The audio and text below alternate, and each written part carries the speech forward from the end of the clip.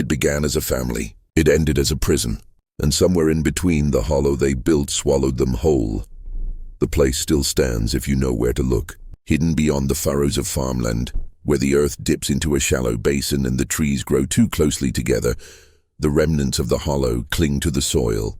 It is a house in ruin, little more than ribs of timber and rotting planks, but the shape of it still whispers of what once was a home.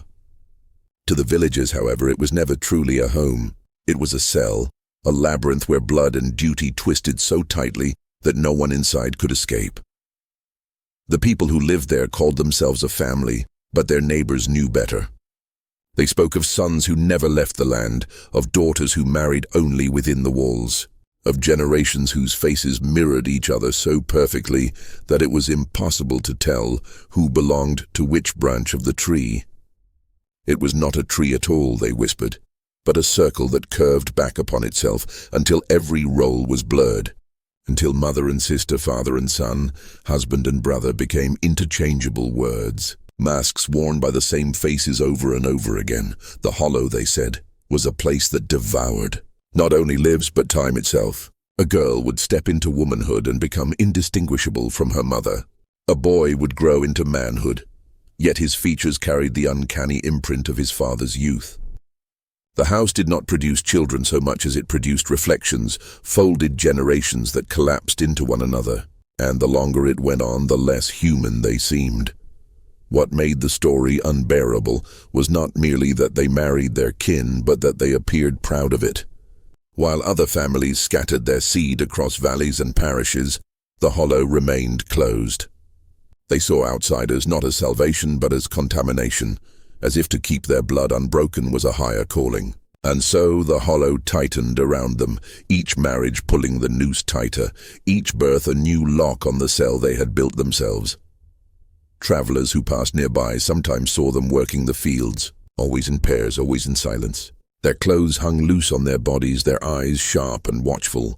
But what unsettled most were the children, small figures standing at the edge of the corn rows, their pale faces so like their mothers that the travelers swore they were looking at women shrunken to the size of dolls. The same lips, the same gaze, the same faint, knowing smile. The hollow earned its name not from the land it sat in, but from the sense it left behind in those who spoke of it. An emptiness that pulled inward, a silence that felt bottomless. To walk its fields was to feel as though the earth itself was hollowing beneath your feet, drawing you down into a pit from which there was no return. And yet, the hollow did not vanish into memory. Its ruins remain, and so do the stories, of a family that swallowed itself whole, of a prison built not of stone but of blood, a prison no one ever escaped. In every small village there are houses people avoid, but the hollow was something else entirely. To the villagers who lived on its fringes, it was less a dwelling than a presence, a shadow carved into the land. They spoke of it with unease, rarely by name and never at night. To them, the hollow was not abandoned, it was simply waiting. Records of the family who lived there are scarce, yet enough survive to draw a chilling outline. Parish books mark their baptisms, their marriages, their deaths, but in ways that made little sense. The names repeated themselves unnaturally, as though the same handful of forenames cycled endlessly. Miriam, Elias, Ruth, Samuel. Again and again across decades. A Miriam wed an Elias in 1814. Another Miriam wed another Elias 30 years later. Children of the same names followed, echoing into the next century. It became impossible to separate one generation from another.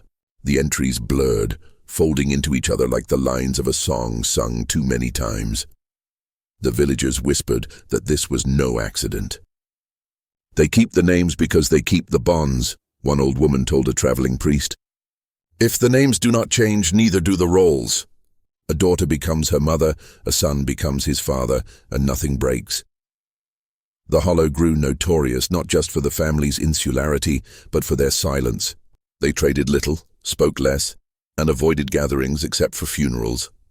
At those funerals, witnesses recalled something unsettling. The mourners would not weep. Instead, they stood stiffly around the coffin, faces pale, lips pressed into thin lines, as if the death of one only meant another would step forward. wearing the same face. By the mid-1800s, the hollow's reputation had curdled into something closer to fear. A pair of schoolteachers visiting the parish wrote of seeing the children play in the yard. Yet what disturbed them was not the play itself, but the uncanny sameness. They did not quarrel, nor did they laugh. They moved together in stillness and rhythm, as though each gesture belonged to all. When one turned her head, 3 others followed the same motion. The faces, God forgive me, they were mirrors. I could not tell which girl was eldest, which was youngest. It was as though they had stepped out of the same mold. Stories spread quickly in villages where truth and superstition share the same breath. Some claimed the family had struck a pact that if they folded inward, never letting blood escape, the land itself would protect them. Others whispered the opposite, that the land cursed them, and their only hope was to keep their kin within, like an endless sacrifice to the hollow itself. Perhaps the most unnerving detail is what was found in the old priest's journal after his death. Father Joseph, who served the parish for 30 years, left behind a book in which he recorded his fears. One passage reads, "I confess I no longer know what binds them. They do not marry as others marry, nor do they breed as others breed. The children carry too much of their parents, like shadows stretched over generations, and still they repeat the same unions as if compelled." I asked one of the women once why they did not seek new blood. She smiled and said, "There is no outside. There is only the hollow." The phrase became a curse of its own. Children dared each other to repeat it at night, whispering it 3 times as they walked past the ruined fence. Few completed the dare. Those who did swore they heard voices echoing the words back. And then there were the disappearances. Not of villagers, at least not often, but of outsiders. Travelers passing through the countryside sometimes stayed too close to the hollow, lured by its fields or its shelter. Most left unharmed, but every few years one did not return. The villagers refused to speak of it directly, yet their silence was telling. They did not search the hollow. They did not knock on its door. To do so would be to invite the same fate. The mystery of the hollow is not simply that a family closed itself away. It is that they seemed to embrace it, even sanctify it. To them, the house was not a prison. It was a womb, folding in on itself, nourishing only what was already inside. Every birth, every marriage, every death was another turn of the spiral, another layer of the hollowing circle. And still the question lingers, unspoken but heavy. Did they believe they were preserving themselves, or did they know they were slowly consuming themselves? The hollow is not remembered for what it kept inside its walls, but for what it would not release. Unlike other families in the countryside, whose lives stretched outward, marriages joining villages, children moving into towns, names spreading across parishes, the hollow pulled everything inward. Blood, names, faces, all collapsed into themselves, generation after generation, until the family's tree no longer branched but twisted like a serpent, devouring its own tail. The stories that survive are not told lightly. Even those who repeat them lower their voices, as though to speak of the hollow too loudly might awaken something in the soil. For all its secrecy, pieces of the truth slipped through, carried by outsiders who strayed too close and by those who briefly touched the family's strange orbit. One of the earliest and most chilling accounts comes from a midwife named Dorota, who lived in the 1840s. She was summoned to the hollow on a storm-ridden night to assist in a birth. In her private papers, later found by her granddaughter, she wrote, "The room was silent save for the storm. 3 women stood around the mother, though I could not tell which was she.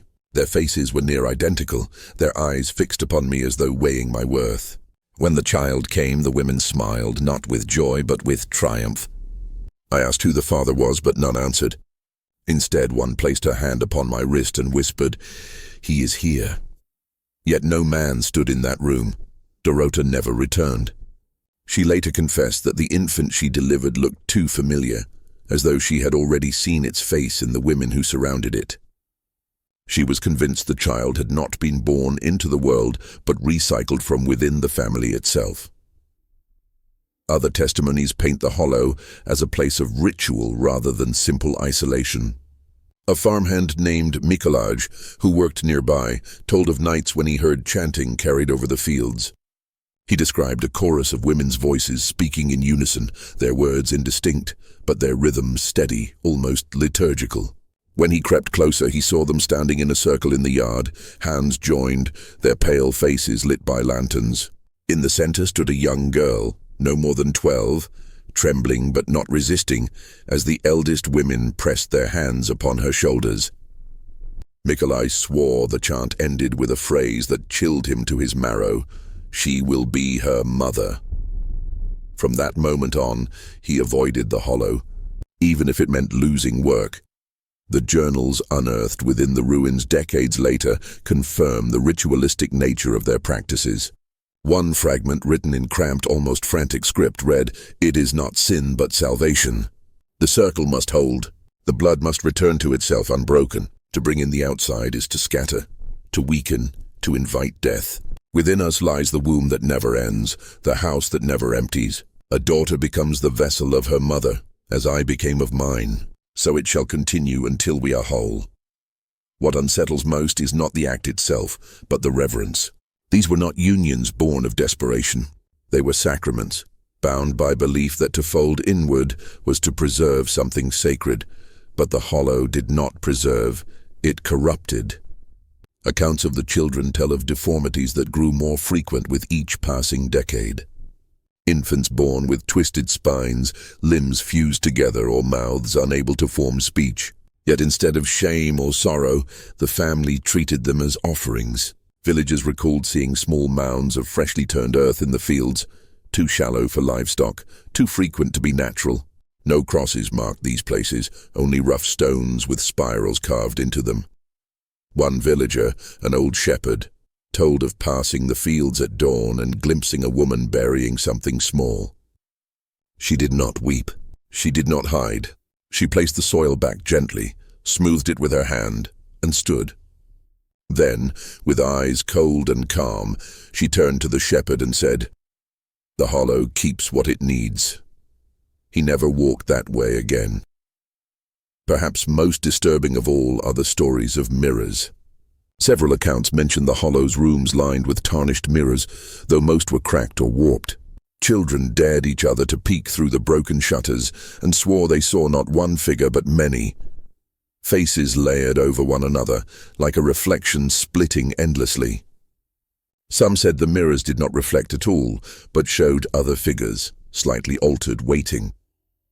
When the house was finally abandoned, scavengers who entered found shards of glass scattered across the floor, as though the mirrors had been smashed deliberately. Even shattered, the shards seemed to hold faint impressions of faces. By the late 19th century, the hollow had become a prison in truth. None of its family left. Outsiders no longer came. The family's name faded from records, replaced only by whispered references. Villagers began to claim that the land itself resisted them. Crops withered near its borders. Livestock refused to graze, and even birds avoided its trees. Hunters said the woods around it grew unnaturally quiet, as if the hollow silenced even the natural world. And then, just as suddenly as it had endured for generations, the family vanished. No bodies, no funerals, no records. The house was left behind, stripped of life but not of presence. Some believe they descended into the earth, carried down by the very soil they had fed with their own blood. Others whisper that they still walk the hollow at night, unseen but unbroken, carrying on the ritual without end. What remains certain is this: the hollow devoured itself. What was meant to preserve became its undoing. What was meant to be a family became a prison, and in that prison, blood turned inward until nothing remained but the echo of itself. The villagers say you can still feel it when you step too close, a pressure in your chest, a weight in your blood, as if something within the earth is waiting to draw you in, to fold you into its endless circle. To make you part of the hollow. The hollow is quiet now, too quiet. Its windows gape like sockets, its roof bowed inward as though the house itself is trying to collapse into the earth. Grass has overtaken the yard, but it never grows evenly. Patches of it remain barren, as if something beneath still breathes. The walls have rotted, the doors sag open, yet the villagers keep their distance. Children are warned never to wander too close. Hunters skirt the boundary of its trees. Even animals seem to sense what lingers there, and yet, on certain nights, people swear the hollow still lives. Lantern light flickers behind the broken shutters. Voices, low, steady, and in chorus, rise from within, though the language is unlike anything the villagers know. If one dares to listen too long, the words seem to wrap themselves around the mind, not quite heard with the ears, but pressed directly into the blood. Some say if you linger at the fence line, the chanting grows familiar. Like hearing a lullaby your own grandmother once hummed, only darker, slower, and meant to bind rather than soothe. Travelers who strayed too close have carried away disturbing impressions. One spoke of seeing 3 women standing in the yard, their hands clasped, their faces too alike, like the same woman glimpsed at 3 different ages. Another swore he saw a child in the window, pale and thin, staring not with innocence but with the steady weight of an old soul. When he returned with others to show them, the window was empty. But perhaps the most unsettling stories belong to those who entered the hollow after its abandonment. They say the air inside is heavy, not stale as one would expect of an old ruin, but damp, thick, as though one were breathing through water. In certain rooms, the silence is so total that even your own heartbeat sounds alien. Mirrors, though shattered, still line the walls, and in them, reflections bend and multiply. Stand before one shard too long, and you may see not yourself, but a stranger wearing your face, smiling faintly, waiting. A diary fragment found beneath a loose floorboard speaks of a final rite. The circle is almost closed. The womb is tired, but the blood remembers. We will lie down together, and the hollow will keep us. The house will breathe for us. The soil will cradle us. We shall not scatter. No graves were ever found, no bones. It is said the family did not die in any ordinary sense. They folded themselves back into the hollow, surrendering flesh and blood to its walls. If you press your ear to the rotting boards, some claim you can still hear a faint, rhythmic pulse, like the beat of a buried heart. Locals tell of dreams after passing the place.